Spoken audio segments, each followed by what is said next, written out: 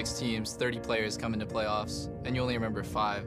Like Jensen, when he played Echo in that final series and he messed up that Echo ulti, that is what people remember. Right now, people are just remembering me as a player that haven't really achieved anything. If I can start winning, people will really start thinking of me as a winner instead of just making a misplay in the finals. I always see, TSM or CLG, they have those banners. I guess I always thought that those were just kind of there and like not for me to get.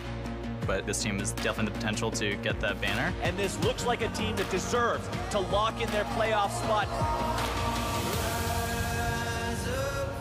I think that we've won so many times before help us in a way that I think people fear us. They're thinking, oh no, playoffs, TSM is back, what can we do? TSM claimed the 3rd seed in playoffs. And I know that they're shaking in their boots, and that gives me a rush. It gives me even more confidence than I would have had otherwise. 100 Thieves, your first place 2018 spring team. Ending first place and winning playoffs sounds good to me. No matter what, I just want to be 2018 champions, EpicSkillshot. I think a banner just represents all the hard work that you did. You can't take it away. It's just a piece of history, and it's a testament to the team's ability to compete at the highest level. And I hope the fans, they look at those banners and they think, wow, what an insane ride that was.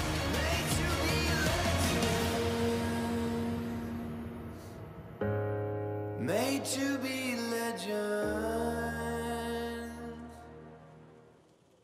Welcome back to the LCS Countdown, a very serious show where things are about to get more serious. 13 minutes away from our first playoff series between Team Liquid and Cloud9. But before that, we have the results of the NALCS All-Pro vote. So here's a quick reminder of what goes into that. There are 43 ballots cast from casters, players, coaches, and media. Points are awarded by how you rank the top 3 in each role. Obviously, the first team vote gets 3 points, second team 2, and third team 1. Those are tallied up and then distributed to the players and decided based on that. So here you go. The ballots are also available on lollysports.com if you'd like to check those out. But here is your first NALCS All-Pro team. And Huni with 120 points leads the entire league. He was the most voted on top laner, and it's not really much of a surprise. He's absolutely dominated the first half of the split and is the major reason why EpicSkillshot went from this team that people were discrediting in the preseason to now holding one of the playoff buys. And even though they did fall apart a little bit down the stretch, the blame doesn't really fall on Huni. He was also held up a lot by Dardoch earlier on in the season. When we're talking about OP5s, we gave him the OP5 jungler 5 weeks. Right. The majority of the time, we thought he was the best jungler on the weekend. He was also just extremely strong this split. Dardoch and Huni leading the charge for EpicSkillshot. Next up, Bjergsen in that mid lane made a late season surge to get, or rather snag, that title. Yeah, even at the end of week 6, there's no way I would have expected to see Bjergsen here, but his last 8 or 10 games were so incredibly good that when you look back at his stats at the end of the year, he had the best stats for a lot of mid laners. So after doing that, I had him as first team in my ballot as well. I'm not too surprised to see him coming out at number 1. Absolutely. Cody Sun and Afro Moose sharing the bot lane of the first team. Cody Sun, after not getting a single OP5, gotta be happy with this, right? Gotta be happy with this, right? Gotta be happy with this. Yeah, big old hug from Prawley. Prawley's happy with this. Things are great for Cody, but it is worth pointing out that the other team that gets the first round bye, 100 Thieves, gets their whole bot side of the map stuck into the first team, and that's kind of where they play. Both, of these teams with their buys are kind of represented by their 2 main playstyles here, with Cody and Afro being the huge playmakers that kind of get 100 Thieves their wins. Any more thoughts on Afromu as a playmaker and leader for this squad? I mean, he had such a good year. I think Smoothie was his main competition for first team support. Smoothie had a tremendous year as well. He actually shows up on the second NALCS Pro team. We're going to be seeing him today as well. Was trying to make that MVP push for most of the year as well. And here's the second team. Right, you talk about the guys they had to beat to snag first team, and here is your second LCS All-Pro team. We got Hans, Remedios, Jensen, Sven, and Smoothie. And it was really close between 80 carries. I think a lot of people had Sven up there as well. He was a guy who made another late season push, kind of like Bjergsen as well. His stats actually were very similar, where both of them had only died 3 times, had 20+ kills, 20+ assists. Monster performances out of a lot of members of TSM to turn their split around. Yeah, also want to call out Medios here for having such a strong split after not really playing hardcore professional for the last year or so, but being able to make a big splash on 100 Thieves this split. Very much so. Let's move right along to our third NALCS All-Pro team. You've got Someday, Svenskeren, Febivin, Sneaky, and Hakuho. And what's really cool is you're going to see all these guys in the next couple weeks. The entire first 3 teams are made up of players playing in playoffs. you know, not really anyone that's No left surprise there. Yeah, so it's really cool to see that. Febby and Hakuho being the Clutch Gaming members. Hakuho, I feel like, was the clear-cut third support, but there were some other people who it was less more contentious, excuse me, for that kind of fourth team and who was left out. Right. Well, so if you want to talk about fourth team, although it's not an official award, we decided to go ahead and dive into it, and we found a very interesting thing. No Liquid players were in the first 3 teams. They were all on the fourth team. All on the fourth team. All of them. It's crazy. It's almost unbelievable. Yeah, it's fake as well. That's why. But they It's did have a very few people show up. Here's the actual fourth team. This is the actual It's just fourth given team. out as award. Xmithy and Doublelift. You can see Doublelift with 45 points, extremely close to being able to make it into those teams. Sven and Sneaky were second and third with 62 and 61 points respectively. Yeah, Phoenix as well didn't have that many points, but I think he was kind of the clear fourth. I would say that he was kind of snubbed a little bit in terms of voting just because he got subbed out in week 9 of the season, but week 1 through 6, 1 through 7, he was really dominant and held a lot of the best laning stats for the entirety of the season, even now. Yeah, some recency bias as well as not being able to play in that last week of the season may have hurt him there. Noticeably missing, though, I know you guys have some thoughts on a top laner who maybe also should have been included or been given more of a mention. Yeah, I think it's one thing to get snubbed in the top lane. There's a lot of different playstyles that we saw, but to not even be on the fourth team is really surprising for Flame, because I think this guy had a monstrous split on a team that was struggling all around him. They had members getting swapped in and out, dealing with visa issues. They couldn't quite find a defined playstyle,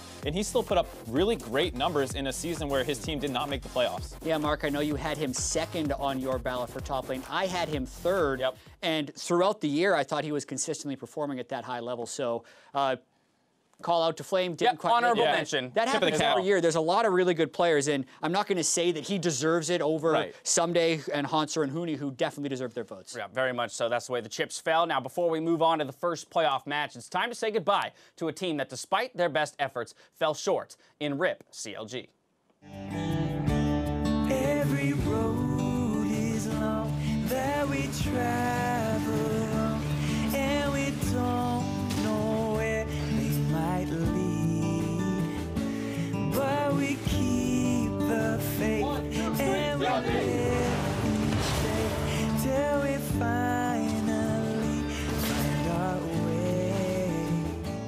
When we've crossed every highway, turned every stone, we will still just be travelers dreaming of home.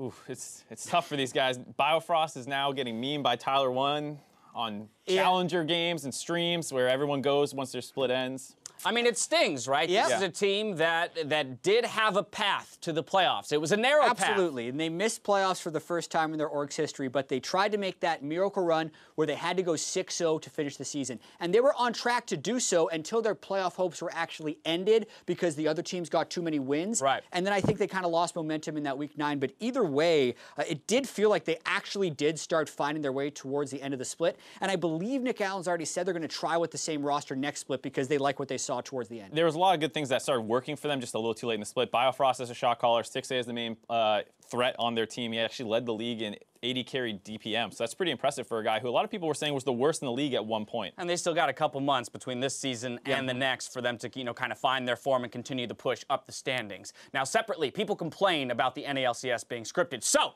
we decided to do an investigative report. We got our hands on the script, and here is what we've gathered. Okay, now the producers don't know this, so we're going to try and fire through some of these, but we already did some looking. And guys, the first thing I noticed here on page 63, Betrayal rocks Team Liquid when Xmithy's dad reveals he's actually been a Meteos fan all along. I can't believe it. I didn't know that was coming. I mean, everyone loves Smithy's dad. I guess Smithy's dad also likes Meteos the most out of even his own son. I feel like it was obvious. How did we not catch these breadcrumbs? I mean, a heart thrown out to Smithy. He's wearing 100 Thieves gear. I mean, we got to be more eagle-eyed. The script writers are really good. I mean, they have this nice foreshadowing on a lot of these. Yeah, looking ahead a week as well, I saw a pretty crazy one. Dardoch actually gets benched because of an over-enthusiastic high five from Rick Fox, which shatters Dardoch's hand. But that doesn't surprise me. Look at that forearm. Have you seen that guy's enthusiasm? He doesn't hold back. He doesn't hold back. Gotta learn to. And this is here. This is a shot of Dardoch. Is he happy or he's sad at the in arena, that but top more right for picture? moral support than anything, as with their broken right hand, he's not going to be able to control the mouse. So that's a tough loss for Echo Fox. I got a pretty interesting one here, too. Oh, yeah? Actually, it's that Cody Sun will get 3 pentakills, steal Baron, and helps secure 100 Thieves spot in the finals, but someday he's going to get Player of the Series. Yeah, Cody Sutton never gets credit. I'm not even that surprised I was about going to that say, one. you said it's a good one. I feel like that's just obvious. Well, I mean, that's why I like it, because sometimes you want a storyline to follow through to the end. You want to see the logical conclusion of the storyline. I get you. Yeah. It's one of those where you're like, there's got to be a twist here. There's got to be a twist. The twist is there's no twist, Mark.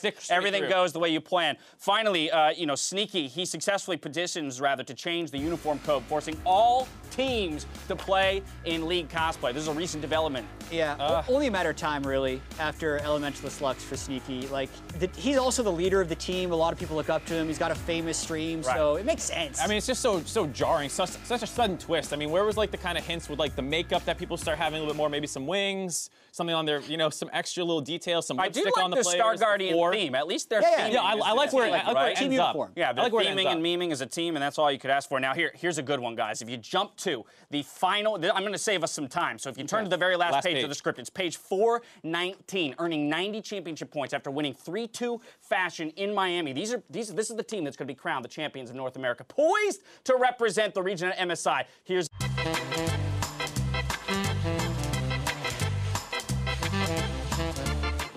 So, win conditions for this first matchup of the day. We got Team Liquid, Cloud9. Jat, I believe you're going first this time around, Team Liquid. Right, so this is the way Team Liquid has been winning all the way since Week 8. You play around bottom lane, and then also, with blue side, they have it 3 out of 5 games if they choose. You power pick that lane. Swain first, Rai second, Azir third, or Galio for Pobelter, and you're going to generally be okay against Jensen. I think that should be their strategy going in, because then they can win bottom lane. Impact with tank matchup against Licorice is going to be fine. I'm not even throwing that into the win conditions. That's how I think they get control. Flip side, Cloud9. I mean, kind of similar line of logic where you want to control the bot lane for C9 here if that's where TL is trying to play around. You don't necessarily need to beat it every single time, but make sure you keep the goal close. It feels like over the course of the season, TL has struggled to play in even or losing games, but there is the problem of Impact, and if he starts getting more map pressure than Licorice and influences the entire game, you might need to attack him a little bit more. Start going for more crazy counter picks, Alaois, Dariuses, this kind of stuff to make sure that you win the top side of the map, and then sometimes that disables their bot lane from being able to pressure. Well, if we're talking about the top lane, Licorice hopes to get the better of the player he replaced.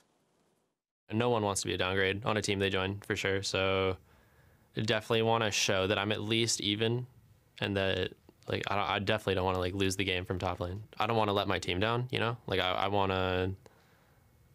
to be good and beat up on Impact, I guess, hopefully, and then win the game.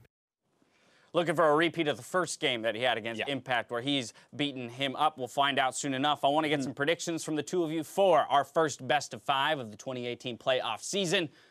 Let's hear it. So for me, I'm going to go with the TL, taking it in the 3-1 fashion. Okay. So I think it's going to be one of those series. It depends how closely it's going to mirror the regular season. And based off the slide C9 was on, that doesn't feel like something that's super easy to fix. So I expect TL to have the advantage here. Yeah, and I think this is a very difficult series to call. I don't think there's a clear favorite here, because I respect Reaper's ability to play in best of 5s. I respect the fact that Cloud9 was first or second for every week of the regular season until the very end, because they have been playing very well. And I know Team Liquid's had a lot of struggles, but when I look at the recent performance, that's what I'm weighing a little bit harder for Team Liquid.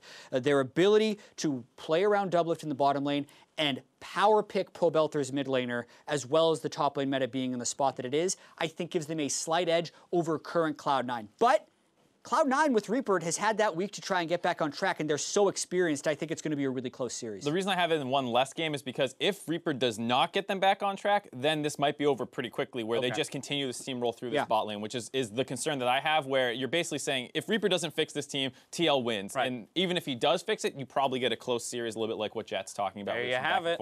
Some thoughts from us, both of my analysts predicting Team Liquid, but we're definitely guaranteed to have an exciting series either way. We're going to toss it out to the 3 who are going to be bringing us the game for our first playoff series. Thank you very much.